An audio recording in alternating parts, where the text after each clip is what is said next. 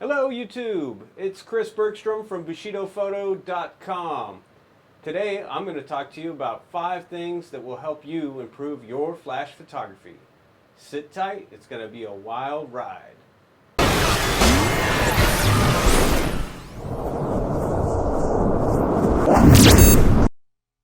Number 5. Alright, number 5. First, you need to learn how light works. So if you don't understand how light works, let me try to explain it to you in a simple, easy way to understand. So if you have a light and you put it 1 foot away from your subject and you have 2 people in the shot, the light is going to hit this person at a certain exposure depending on how bright the light is.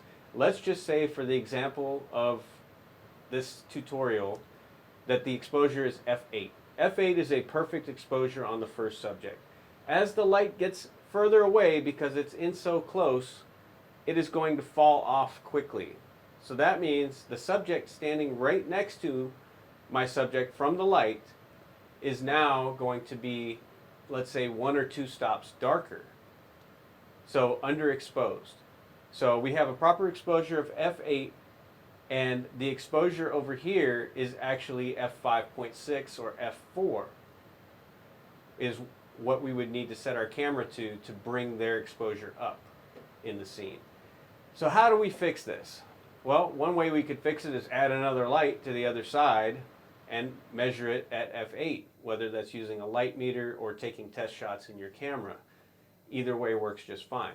One of the problems you have with that is now you've got shadows coming in from different angles, and it's going to trick your brain into thinking something is wrong. Our brains generally, naturally like to see lighting from one source. We have one source of light outside, being the sun. So when you bring in multiple lights at different angles, it can look kind of strange and odd. So I don't recommend doing it that way. The other way we could do it is to actually move the light further away. Now, this is where this thing that James Schmelzer taught me, he didn't actually teach me, but I learned it from watching his videos. Basically, James says, and it's actually true because I've practiced it a million times, the further away you bring the light away from the subject, the wider the exposure value becomes. So now, instead of having f8 here and f4 or f5.6 that short of a distance away with the second person being underexposed, if we back that light up, let's say 3 or 4 feet, now we've widened that exposure, but because we moved the light further back, the light is going to be darker. So instead of having f8 now with the same power ratio on the flash, let's say we were at quarter power and I was getting f8 on my subject. Now the flash got moved back, and now my exposure on me might be f4 and f4 on the subject next to me. But let's say I want to shoot at f8. How do I fix that? Well, now I can turn up my light. So I go from quarter power, go up to half power, and then from half power to full power, and now I'm back at f8 and back at f8 on the subject by just simply moving the light further back. Now, there's times where I want to actually have the light fall off quickly on the subject. Let's say I want a proper exposure on this side of the face, but I want this to start to fall off into shadow quickly, and it may be a stop difference in light or 2 stops difference. I will bring the light in close, and then generally I'll put it in I'll put it in an umbrella or some other modifier, softbox or something like that, to soften the light, unless I'm going for a hard light look, which we'll talk about in just a minute. So if you're trying to shoot a group, let's say you got a group of people at a bridal ceremony or something at the end of a wedding, the beginning of a wedding, whatever. So you've got 6, 10, 8, 20 people, however many people are in this group, and they're all standing there. They're staggered into different levels, going back like 2 or 3 deep. And you're thinking to yourself, well, how am I going to light this? Well, one mistake a lot of people make is they just put the flash on the camera and they fire the flash directly at everybody. And I say it's a mistake because the light will generally look boring because it's coming from the same angle as your lens. So all the light is just flat, coming straight onto your subject. So to light the entire group from left to right evenly, we have to apply the same principle by moving the light further back using a larger modifier like a big umbrella, 7-foot umbrella, 60-inch umbrella maybe will work, and raise it up so that you can still get the people that are in the back. You know, you want it a little higher. I generally tend to like my light at least above the chin level because I want the shadows to be underneath the chin. So I might raise this light up, you know, 8-10 feet high over on the left or the right, depending on which side I'm shooting. And then I will use a very powerful light, something around 600 watt seconds of power. I don't want to use an actual speed light because it's just not going to be powerful enough unless I'm shooting at night or possibly at sunset. And we'll talk about that more as we go on through this video. So again, if you want to shoot a group of people, get a super powerful light, something 600, 1200 watt seconds, back it away so that your light depth of field expands enough to get the same exposure from the left side of the group to the right side of the group. And that way, you'll be good to go. Number 4. All right, number 4. Use the right tools. So what do I mean by that? Our tools for flash photography are a flash or a studio strobe. Your choice is going to depend on what light is around you. The ambient light, what time of day it is, are you indoors, are you outdoors? So if you're shooting indoors, a flash, a speed light like this is no problem. You can shoot this indoors all day long. It usually is powerful enough to overpower whatever ambient light is in the room, and you don't even have to worry about turning the lights off.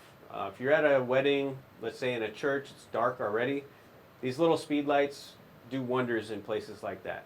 Now, if I'm trying to shoot a group outdoors, I might be able to get away with just one of these just to add enough fill to balance with the ambient light. But I can't expect, unless I bring that light in super close and now it's in my shot, in my frame, to actually overpower the sun with one of these. But there are a few tricks I'll talk about right now to basically allow you to use a speed light and get away with overpowering the sun. One thing you can do is use the zoom function on the flash.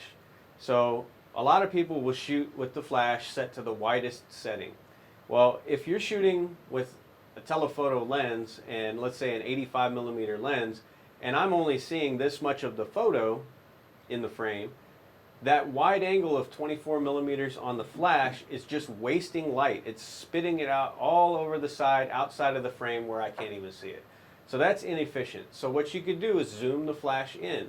Zoom it into like 100mm, somewhere around there, and aim it towards your subject. Now again, we're going to talk about hard versus soft light, but I don't want to generally use this by itself because this small little light source is going to create really extreme dark shadows compared to something like an umbrella or a softbox that's going to create pleasing soft shadows as it wraps around the face.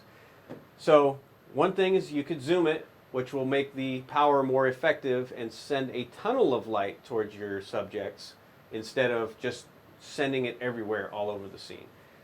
The other thing you could do is use 2, 3, 4 of these on a light stand, aiming at the subject, zoom them all in, and now you should have enough power to start overpowering the ambient light outdoors. All right, so the other thing you could do is buy something like this. This is a Godox AD600. The manual version, this is not TTL, anything like that. I don't recommend using TTL because the TTL is thinking for you, and you as the photographer should be thinking for the flash and for the camera. That's my personal opinion. So all you TTL users out there, don't flame me. That's just not my preference. I prefer to have full total control. All right, so one of these is 600 watt seconds of power. This speed light is about 80 watt seconds. So it's going to take about 7 or 8 of these to equal one of these, which is why I would generally tend to use an AD600, an Alien B, the 640 watt seconds version.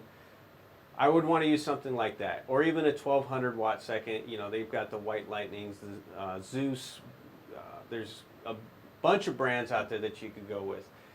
And I'm not here to sell any type of brand to you. I'm just saying this is what I use. So 600 watt seconds, I can generally put that inside a softbox, bounce it into an umbrella, do a shoot through umbrella, whatever the case is, and I can still overpower the sun. Now, that's how I would go across trying to overpower the sun without using little tiny speed lights.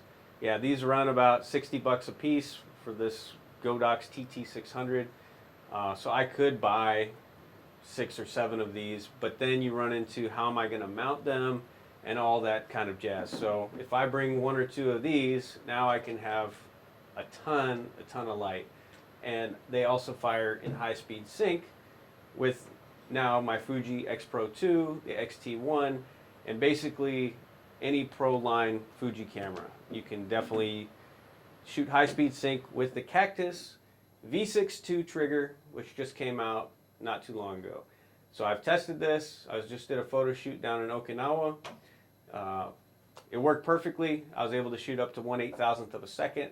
And one of the things to keep in mind with high speed sync is the higher you go with your shutter speed, the harder the flash has to work, because it's basically sending out a stroboscopic effect. So instead of getting full power at 1:1, you know, if you took a light meter and metered full power on this flash, let's say it metered at the distance, whatever distance you are, let's say it metered at f16, but I don't want to shoot at f16. So I want to overpower the sun, and I want to have my sync speed higher than 2/50th of a second. I'm going to use a high speed sync trigger, which again, the Cactus V6.2 works perfectly with the Fuji system.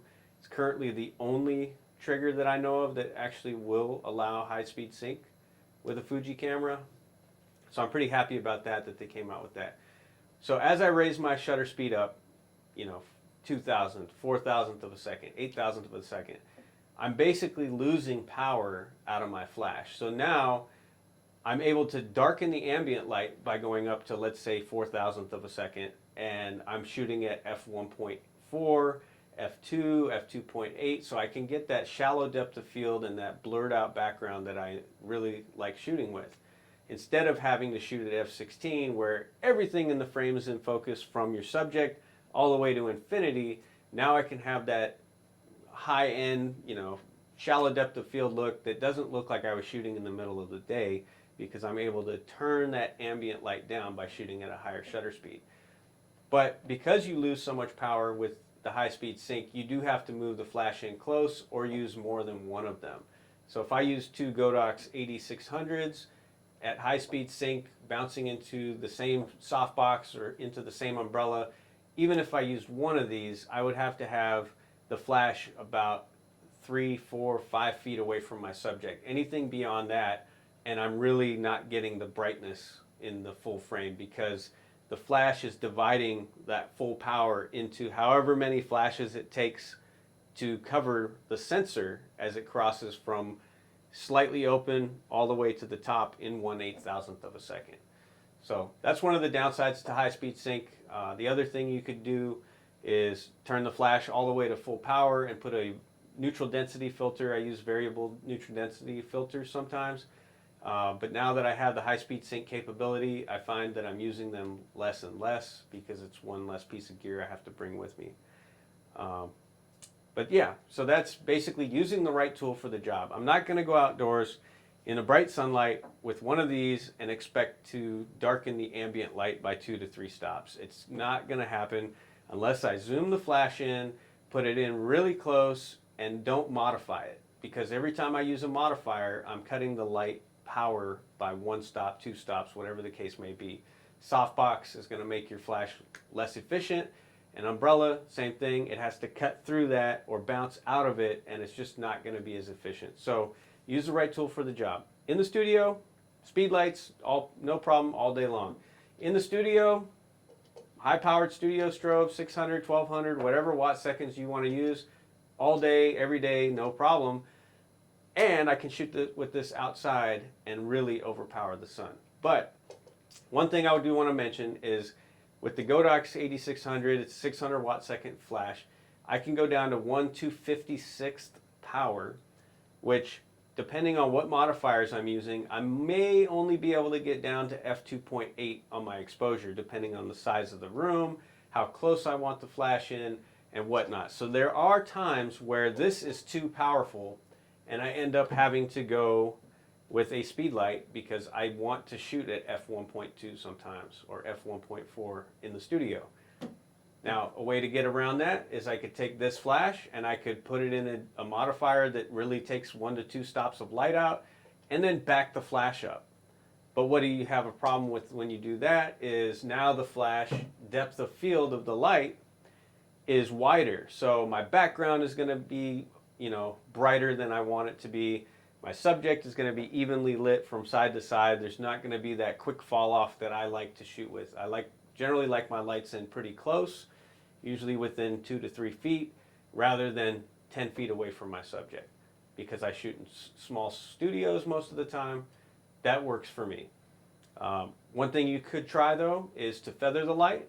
So feathering the light is basically, instead of aiming the flash directly at the subject, you put an umbrella on it or a softbox and you turn it. I would recommend using a softbox for this.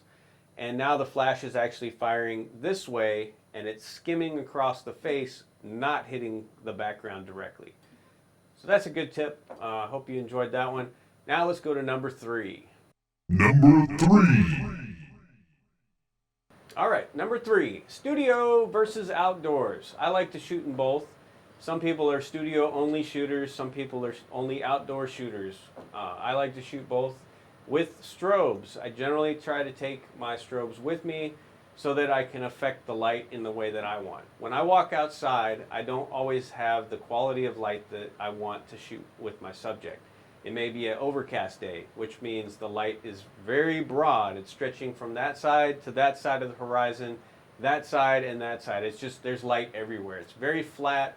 The shadow definition is not showing up on the subject, and I might want a little bit more punchy light. That's when I'll bring out my strobes and basically sculpt and shape the light to the way that I want it. Another benefit to adding artificial light to the scene is I can take the exposure of the background and raise it or lower it and make it brighter or darker depending on the look that I'm going for. That's a personal choice depending on the look that you want, but at least having that option is something that's valuable. All right, so if I'm shooting indoors in the studio, there's basically a couple things that I tend to go to, my go-to setup. So I shoot white seamless or high key type shots, and then I shoot low key, and then I shoot everything in between, from everything moderately lit to overlit. Sometimes the background is just pushing a ton of light towards the subject, but I don't want it so much so that it's washing out the subject's face. So here's a couple tips. When you have a subject in your studio and you don't want the background to affect the subject when you're shooting high key shots, move the subject further away from the background. I tend to have my subject at least 8 to 10 feet away from the backdrop or wall, whatever I'm shooting with, that I'm trying to blow out to completely white. And that way, by the time the light bounces from that back wall and pushes forward, the actual fall off of light has gotten darker. Remember how we talked about the light depth of field? Well, by the time it hits that background, it has to travel 8 to 10 feet. It's 2 to 3 stops darker, even though your camera is recording the brightness of the background because it's actually being exposed in the shot. But that light coming back isn't going to start wrapping around the face and causing this weird low contrast look that I really don't enjoy. So how do you get the high key shots? So this is what I usually do. I take one flash and I'll put it on this side. I'll put another flash and I'll put it on this side, and I'll aim them at the background, crossing somewhere towards the middle, and shoot with them very wide. So this is where I would have my flash set to 24 millimeter width. And then I'm going to set the power to quarter, half power, full power, whatever it takes, and then I'll use another flash on the subject to illuminate them. Or maybe a second flash. I might be using 2. One stop darker on one side and proper exposure on the other. It just depends on the look that you're going for, and you have to figure out what that look is. I can't tell you how to make your photos look the way you want them to. So I'll start out by measuring the background. And I use a light meter, but you could do it in camera. You could take a shot and look at the background and say, okay, is it completely overexposed? And then I want to get down, adjust my aperture. So let's say I'm at f5.6 and it looks completely white on the screen. Now I'll dial it down to f8 and I'll take a picture. Is it still completely overexposed? If it is, then f6 5.6 might have been too bright. And again, I don't want to wash out the subject with the light bouncing off the wall. So what I'm going to try to do now is go to f11, take a shot. Now I can start to see that the actual exposure is not completely white from edge to edge. It's starting to get, it looks white, but it's not completely solid white. 255 measurement in Lightroom or Photoshop. So if I dial my flash back down to somewhere in between 5.6 to 5.6 to f8, then I'm about 1 to 1.5, 1 2/3 stops overexposed, so that way I know that the background is completely bright. I don't want to be 5 stops overexposed on my background, okay, because all that light is just going to wash back over your subject and get into the camera, because by the time it falls away from the background and starts to get closer to your subject, it may still be 2 to 3 stops brighter than your actual subject, causing that crazy wash of low contrast light that I don't like. Then I generally tend to use some vinyl, something shiny on the floor, so that I can get a reflection into the ground. Plexiglass works. There's a couple people out there that make specific materials for having a shiny floor, whether it's black or white. But shooting high key, I want everything to be white, but I still want to see a reflection or shadow in the ground so that it looks like they're not just floating in space. All right, so for low key shots, I tend to like to use grids a lot. And so I'll take a grid, put it onto the flash, or I'll use something like the Godox 80 360, and I'll put this fabric grid on the actual flash itself. And now I'm getting a tunnel of light that is shining wherever I want it. So I can put it directly in front, and I'm going to get hard shadows right under the nose, hard shadow under the chin. I could bring it off to the side, and now I'm going to get this loop of light right here. I can bring it a little bit further and higher, giving you the Rembrandt light where you got this little triangle of light. But all of the shadows are going to be very hard. Every part where there's a shadow, it's going to be almost completely black, unless I put a reflector or another flash on this side to fill in those shadows just a little bit so that you still have some detail in those shadows. So that's for low key, and I'm really trying not to have any light hit the background. If there is light hitting the background, it's going to be on purpose. Now in this shot, there's a girl holding a samurai sword, and she's looking, off away from camera, and I'm using a light in close, right in front of her, directly at 90 degrees from the subject, and it's putting the light somewhat behind her, which creates the shadow on the side of the nose that is facing the camera. And then you can see that light spilling on the background. I used a speed light with a grid spot on it, a square grid, and it created this sort of shape, square shape on the background. And that was purposeful because I wanted something in the background to separate the subject and just give it a little bit more mood and dimension. All right, so that's high key versus low key, outdoors, studio versus outdoors. I like both. When I'm going to shoot outdoors, though, I'm always looking for where's the shade. Do I have a strobe that's powerful enough to overpower the sun if it's midday sun? What time of day is it? And all these things I'm thinking about. And I generally try to keep the sun behind the subject. That way they're not squinting the entire time when I'm trying to shoot them. And I'll put my light over here, and I'll use the sun as a rim light around the subject. So that's a cool little tip. Number 2. All right, tip number 2. So now that we've got our lights, we figured out how light works. We use them the right tools, whether we're inside or outside. We decided whether we wanted to shoot in the studio or on location. What do we want, high key, low key? Is it sunset, full sun? Are we in the shade? All these factors are going to come into effect when I'm trying to decide what type of light I'm going to use. But the next thing I have to do is to decide what the quality of light that I want for my subject. So I need to modify my lights. So I may want hard light, or I may want soft light, or I may want something in between hard light and soft light. So this is really simple. The larger the light source, the softer the light is going to be. The smaller the light source, the harder the light's going to be. So if you're using a bare bulb flash, such as this, or even the studio strobe with a 7-inch reflector on it, you know, a standard reflector, 5, 7-inch, whatever, you're going to get hard shadows. It's going to be bright and then a distinct black line to the shadow. And that may be the look that you're going for. There's nothing wrong with that. They used that a lot in the 1940s Hollywood style lighting. I love that style. But it's not always the look that I'm after. Some people have, you know, they're not as young as they used to be, so they have a lot of wrinkles. And sometimes using this hard light will accentuate all those wrinkles in the face and not be as flattering to the subject.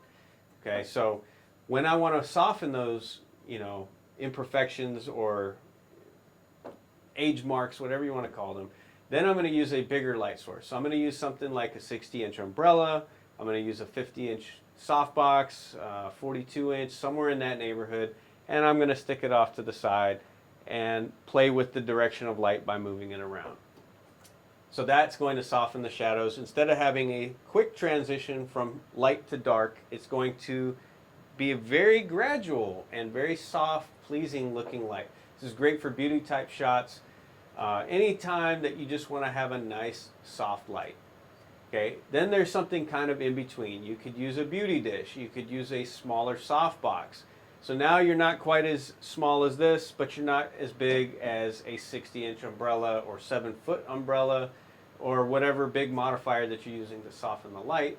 You're actually using something that's in between. So it's not quite as small as this. It's not quite as big as this. Somewhere in the middle. So like a beauty dish. It's going to give you punchy light with a little bit harder shadows, but still soft enough to where it looks high-end fashion type shots. All right, let's get to number 1. Number 1. All right, last but not least, we got to get to number 1. That's to change the angle of the light. So instead of just having the light straight on the camera, aiming directly at your subject, creating this very flat image, we need to move our lights around.